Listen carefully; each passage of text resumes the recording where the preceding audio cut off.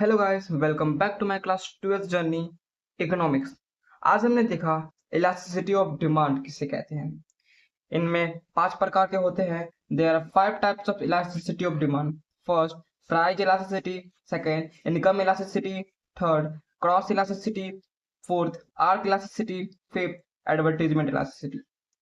Price elasticity के बारे में पढ़ा तो प्राइस इलास्टिसिटी में किन किन फॉर्मूले होते हैं। तो first formula and second and third, और इनके टाइप क्या होते हैं। तो there are 5 types of price elasticity of demand. First, EP बराबर 0। सेकेंड, ईपी बराबर इन्फिनाइट। थर्ड, ईपी बराबर 1। फोर्थ, ईपी बराबर 1। फाइव, ईपी बराबर 1। तो शुरू करते हैं शुरू से। तो इलास्टिसिटी ऑफ डिमांड किसे कहते हैं। Demand is a quantitative approach for the conversion of qualitative approach into quantitative approach is called elasticity of demand.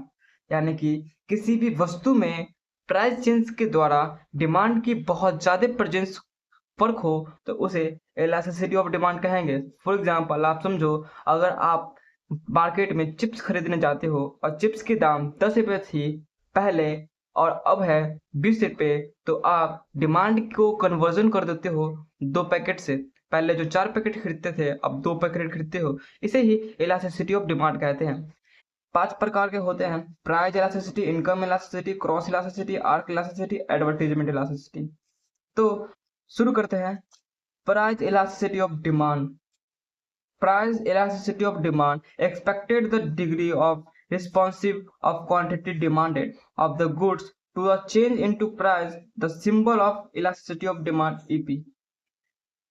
यानी कि प्राइस इलास्टिसिटी उसे कहेंगे जो किसी वस्तु में प्राइस चेंज के द्वारा डिमांड में भी चेंज आए तो उसे प्राइस इलास्टिसिटी कहेंगे। इसके सिंबल होते हैं ईपी। इसके फॉर्मूला भी है। तो फर्स्ट फॉर्मूला है EP, percent change in quantity demanded into percent change in price. Second है Q2 माइनस Q1 बटा Q1 इंटू P2 P1 बटा P2 माइनस P1। तीसरा भी है तो डेल्टा Q बटा delta P, sorry, delta Q बटा P1 into P1 delta P। There are 5 types of price elasticity of demand. First, EP बराबर 0। Second, EP बराबर infinite. Third, EP बराबर 1। फोर्थ, EP बराबर ग्रेटर देन 1। फाइव, EP बराबर less than 1। इनका नाम भी होता है। तो फर्स्ट का नाम है perfectly and completely inelasticity of demand. दूसरे का नाम है परफेक्टली इलास्टिसिटी ऑफ डिमांड। तीसरे का नाम है यूनिटरी इलास्टिसिटी ऑफ डिमांड। चौथे का नाम है इलास्टिक डिमांड। और पांचवा का नाम है इन इलास्टिक डिमांड। अब देखते हैं EP बराबर 0 क्या होता है। परफेक्टली और completely inelasticity of demand.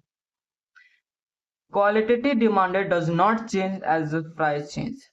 मतलब आप ग्राफ में देख रहे हैं क्वालिटेटिव कांस्टेंट है और प्राइस में चेंज आ रही है, उसे ही EP बराबर 0 कहते हैं।